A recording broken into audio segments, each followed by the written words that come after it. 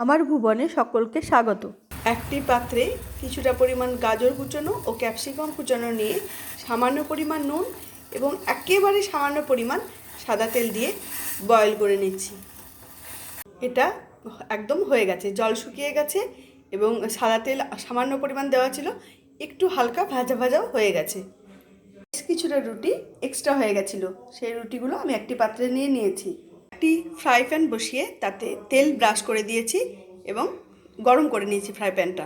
দিয়ে দিলাম একটা রুটি, একটু খানিকক্ষণ রেখে এখন উল্টে দিচ্ছি অন্য দিকে।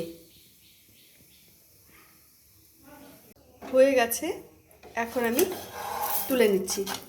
হ্যাঁ, এদিকটা দেখুন, এদিকটাও হয়ে গেছে, এখন তুলে নিলাম। ঠিক একইভাবে প্রয়োজনীয় সংখ্যক রুটি আমি এভাবেই হালকা তেল দিয়ে একটু ফ্রাই করে নেব। এখন আমার লাগবে ডিম। একটা ডিম আমি ফেটিয়ে নিয়েছি, এভাবে এক একটা ডিম আমি প্রয়োজন মতো ফেটিয়ে নেব। নিয়েছি কিছুটা পেঁয়াজ কুচানো এবং ওটা তো আগেই দেখেছেন গাজর এবং ক্যাপসিকামের একটু হালকা সেদ্ধ করে ফ্রাই করে নেওয়া। ফ্রাই প্যানেই আমি দিয়েছি আবার সামান্য পরিমাণ তেল। এখন নুন দিয়ে গুলে রাখা ডিম দিয়ে দিয়েছি, একটা ডিম আমি দিয়েছি এখানে। দিয়ে দিলাম একটা ভেজে রাখা রুটি। হয়ে গেছে, এখন আমি নামিয়ে দেব। এই যে ঠিক এভাবে হয়ে গেছে, একটা রেডি। আবারও একটা পরোটা আমি এর মধ্যে দিয়ে দেব। একটু কাঁচা থাকা অবস্থায় দিয়ে দিতে হবে।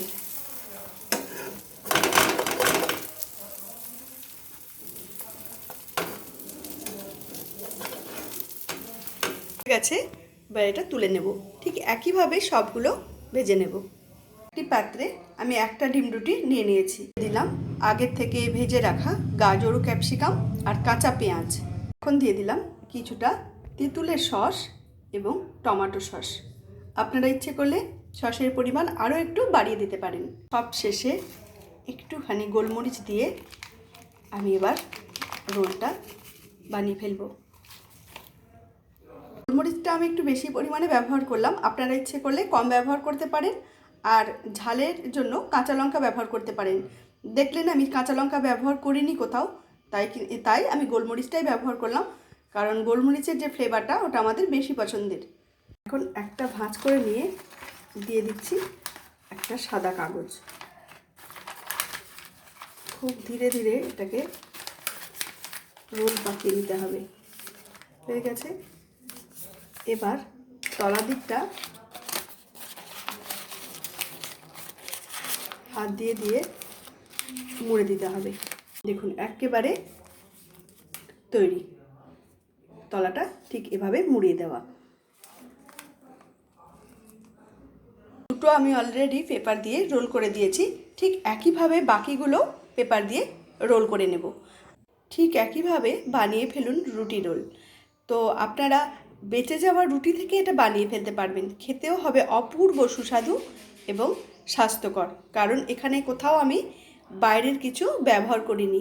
তেঁতুলের যে সস ব্যবহার করলাম সেটাও কিন্তু আমার ঘরে বানিয়ে নেওয়া। আজকের বেঁচে যাওয়া রুটি থেকেই তৈরি হয়ে গেল আমাদের সপরিবারের একটা ব্রেকফাস্ট। আবার হাজির হব নতুন রেসিপি নিয়ে। ভালো থাকবেন, সুস্থ থাকবেন, পাশে থাকবেন।